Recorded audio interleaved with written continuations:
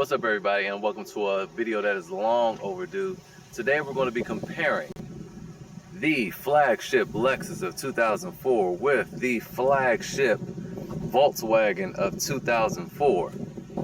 And I'm going to let you know which one I would recommend and which one would be the best bang for your buck. Let's get into it. Alright, so I have a list of things I'm going to talk about first. And there are only 5. First thing we're going to talk about is appearance. Then we're going to talk about functionality. And excuse me if it's windy, I'm trying to have my hand over the mic. Then we're going to talk about reliability. And then we're going to talk about fun factor.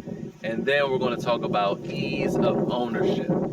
So hopefully, to me, that covers pretty much everything when it comes to owning a car. So without further ado, let's get into it. First, starting with the appearance. To me, it's kind of a no-brainer, even though the Volkswagen is the epitome of stealth wealth. When I drive this thing, I still get attention. People, even homeless people, stop me. They don't even ask me for money. They're just like, what kind of car is that, man? Oh, it looks so clean. It looks expensive. And that's even if I don't have the Bentley wheels on it, which I think, honestly, to be comparing these two, this doesn't have factory wheels on it. But the factories actually look better than the Bentley was. So the factories on there, the car looks longer and more like limousine-like. The bigger Bentley wheels make it look a little short. And the Lexus, it looks very good by itself. But when you park it next to that, I mean, and you gotta ignore the little gray patch. That needs to be replaced. But, I mean, you be the judge. This thing looks like a box. That looks like a bullet. That's the best way I could explain it, and the bullet to me just looks better. Now let's talk about interiors. The Lexus has a beautiful interior, especially the ultra luxury with this smoked wood in the center console. The double stitch leather, which only comes in the custom luxury and the ultra luxury package. Otherwise, you'll just get this as actual plastic on the other models. Very nice, held up well. You have the Alcantara headliner. Still looks good, and this thing has 197,000 miles on it. All right, very nice. Even look at the driver's seat.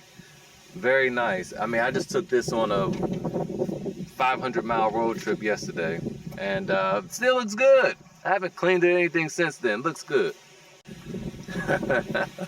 But then we come to the Phaeton or Phaeton. I'm gonna refer to it as a Phaeton. If you got a problem with it, I'm sorry. That's just me. But then we come over here, and this just screams money. I'm sorry. The interior of the Lexus is nice. But this right here, this is luxury. I mean, this is a bit unfair, these mats, because this is not factory, but still, let's not even look at the mats. Just look at all this wood and the subtle chrome accents. They didn't go overboard with the chrome. I mean, just nice placement, and the handles there, and the handle there, chrome encircling the speaker, and the wood. Look at how the wood just goes all the way around. And when we close the door, my God, the wind is blowing. A leaf just came in. Sheesh. Get this leaf out of here. And when we look at it here, I mean, even going around to the back, you have this. Oh, this would have been great if this was wood too. But you got a little break here, but the wood just goes all the way around with your nice timepiece there. All the way around, all that pretty wood. And the wood has a really nice grain to it. And they even carried it over for the W12 models into the handles above the doors. And not just in the front, but even in the back. I'm sorry. The Phaeton, when it comes to appearance, the Phaeton wins exterior and interior. Now let's talk about functionality. While we're in here, the Phaeton isn't very functional. You have cup holders, you have a glove box, you have an armrest. You got an armrest. There's not a whole lot that you can put in this compartment.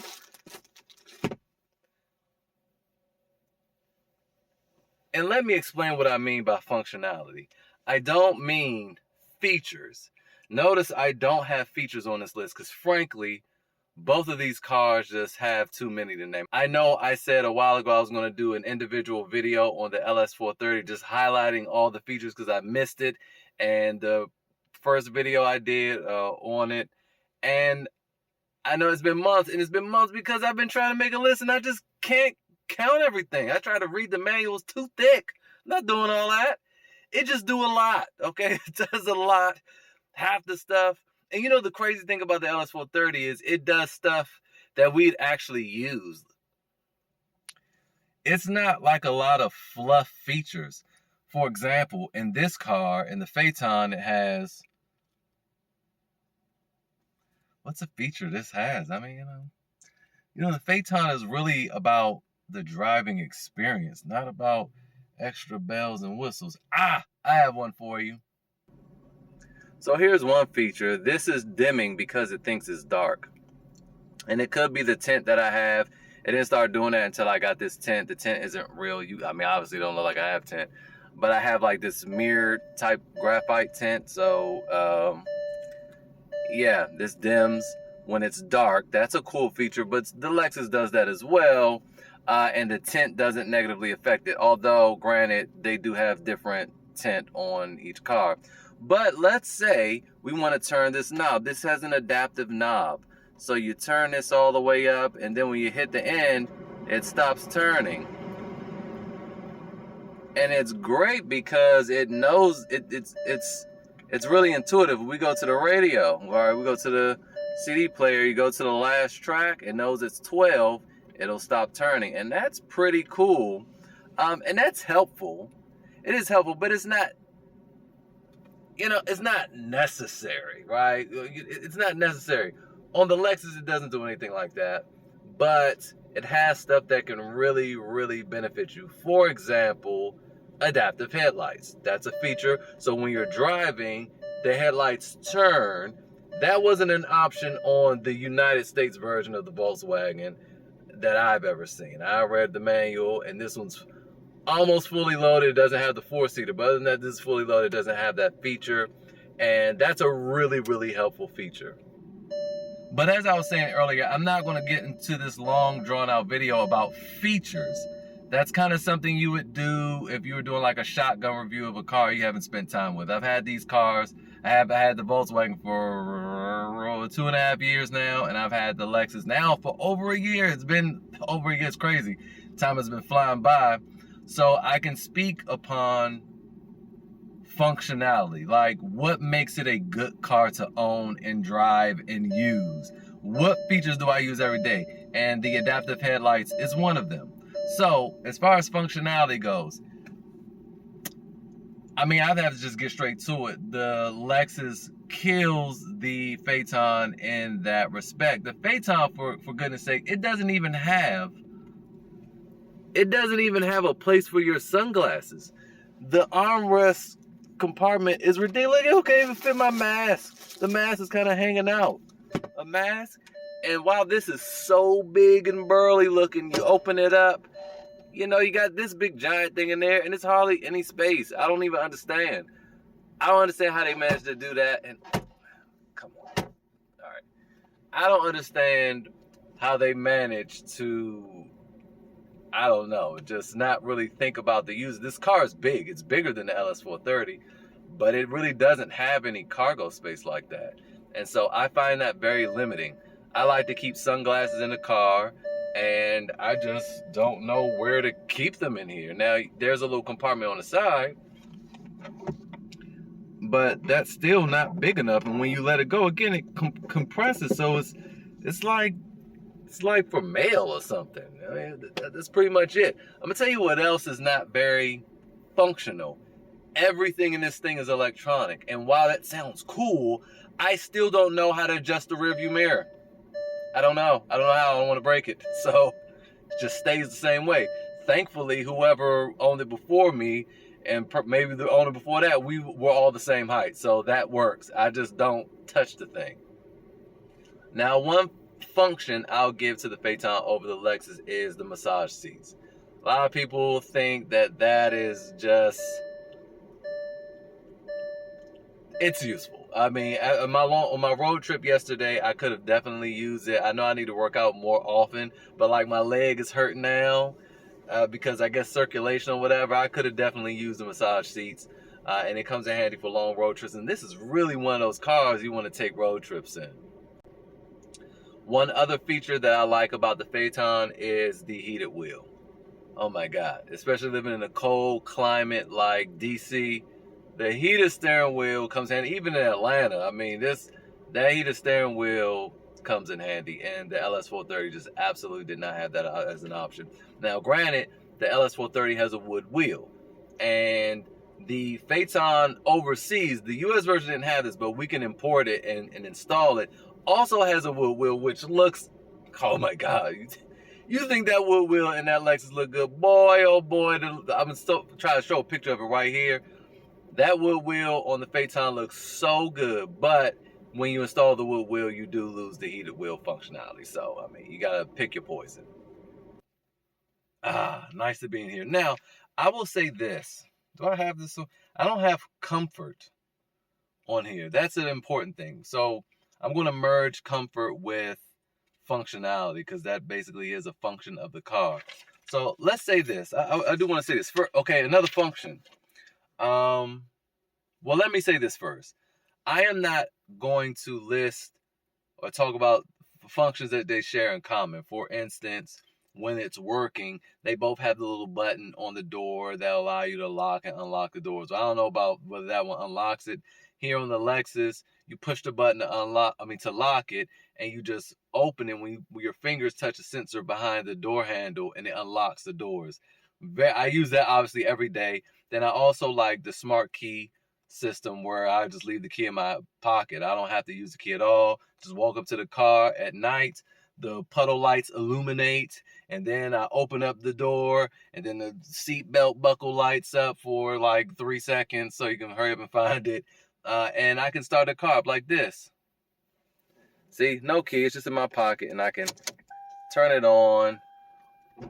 Oops, roll down the windows because it's hot in here. All right. So they both share that functionality. They both have air-conditioned seats, heated seats. Both of them have rear and front air-conditioned and heated seats. The seats on both, like that one in the Phaeton, does adjust. It doesn't recline like the seats in this one does, where you need a 4-seater for that. But the rear seats in the Phaeton do massage, so that's something too. So again, I'm not going to name all the similarities that they have. They do a lot. The auto dampening of the car, when you go over a certain speed, the Phaeton will lower itself.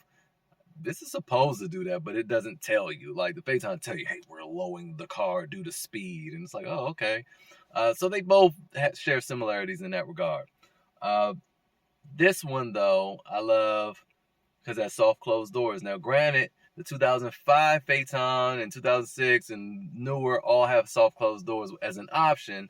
This one, but the 04s did not, and I have to tip it towards the Lexus for that because the Lexus does have it.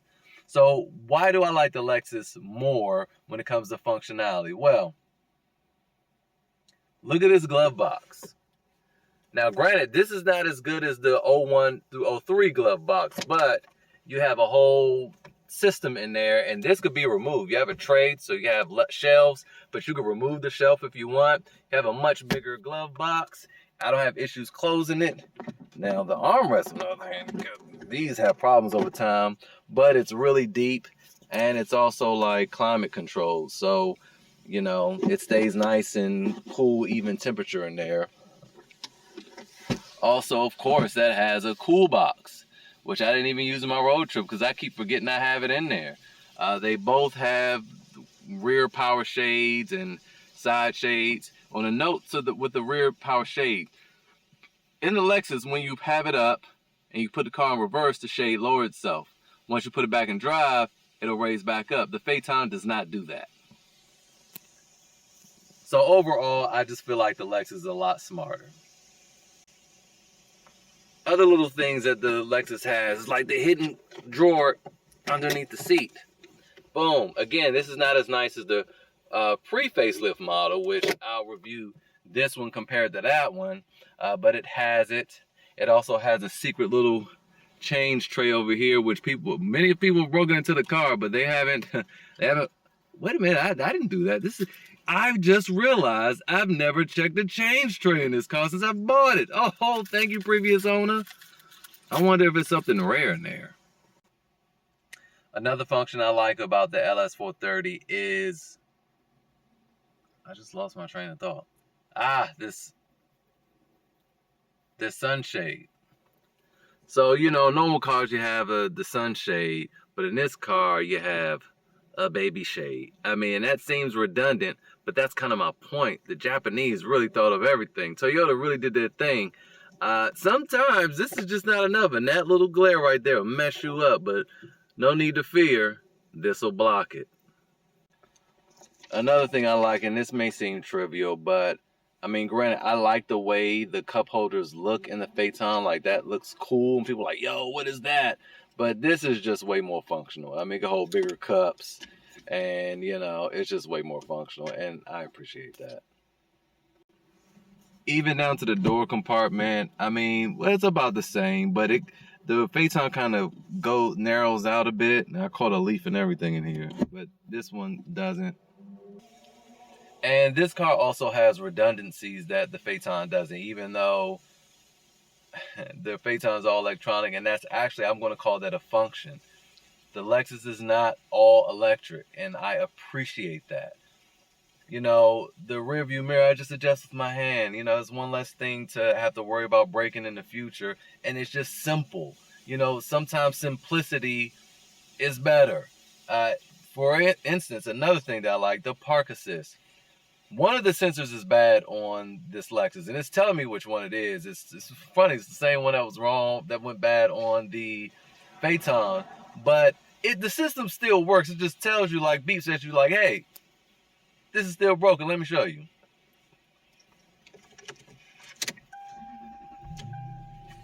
So here we are. If I turn on the park assist, it's telling me right there, check park sonar. And it's telling me where it is that's damaged. And it got that triangle up there. But the system will still work. If I back up, it's going to show me, hey, you close. Even if I'm about to bump into something in the front, it'll still show me, minus the one that's messed up, you know, that I'm about to hit something up there. The Phaeton does not do that. That one sensor was bad, and all of it deactivated all of them. None of them work. Not in the rear, not up front, nothing.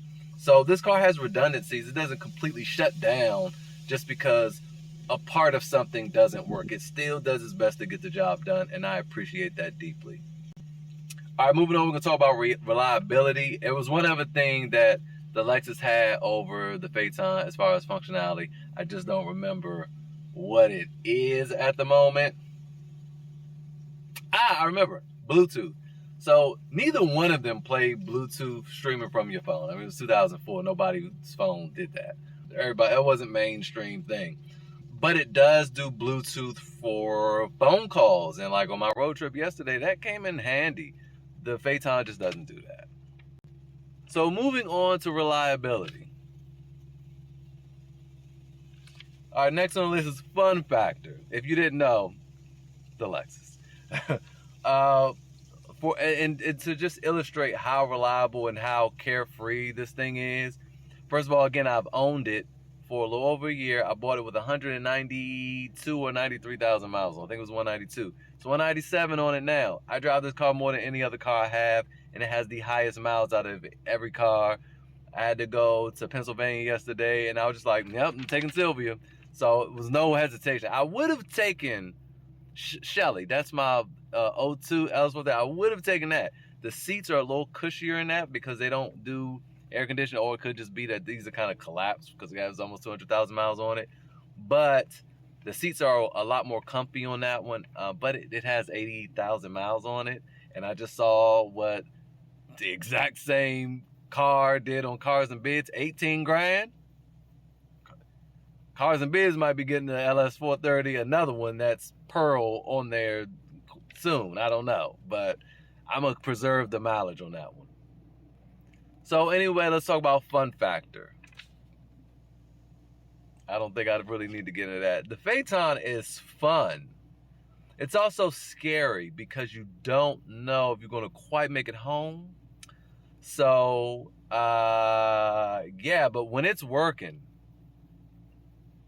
it's nothing like it, man. It's nothing like it.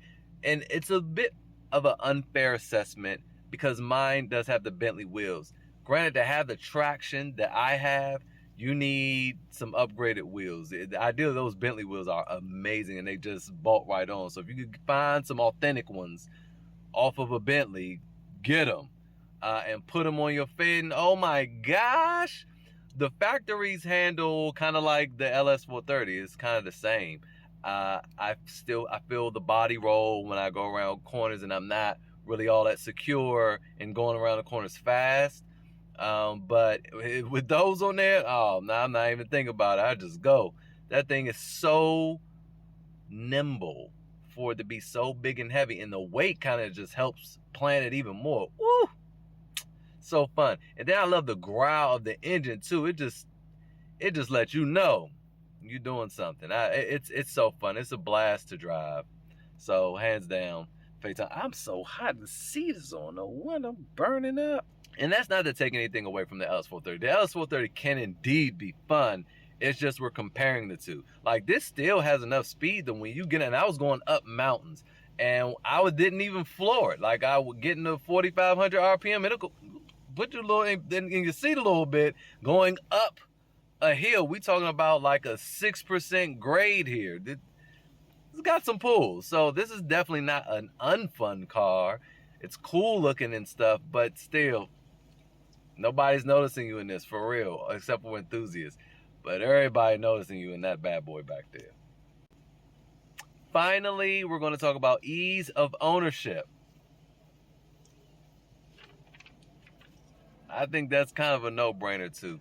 The LS430 is just easy to own. I had this, like I said, I bought it with 192 on it. The dude that owned it before me, he serviced it frequently at Lexus. Anytime any little thing happened, he took the Lexus. I mean, he had stayed up on everything. But, you know, I haven't really needed to do anything. Yeah, the sonar, the sensor is bad. But again, like I said, the park assist still works. So it's not really a dire need for me to fix that. I don't even think about it because it still works fine. I barely use it. Because, which is another thing this has that doesn't. A backup camera. This has a backup camera. The Phaeton doesn't. And I feel like it really should. I don't understand why it didn't. I know newer models after 06 got them. But yeah, the 04, 5, 6, in the United States anyway, they didn't have it. So I don't use that. I've done nothing but maintenance in the past 5,000 miles and 14 months. Now, I know it's not saying a lot, but think about the Phaeton. I mean, I've had to perform a lot of maintenance on that in the first 1,500 miles of ownership. And I just haven't needed to do that with this. So, you know, I mean, I did stuff just because I feel like you got to do something to a car when you buy it. So I did the timing belt, changed the radiator and all that. Not because it needed it, just because I replaced them because I was in there. I had to remove the radiator, so I replaced it. To me, it don't make sense to take an old one out and put an old one back in there. So, you know, the door locking mechanism on the passenger side door and the window regulator failed. I just got a whole new door for $100.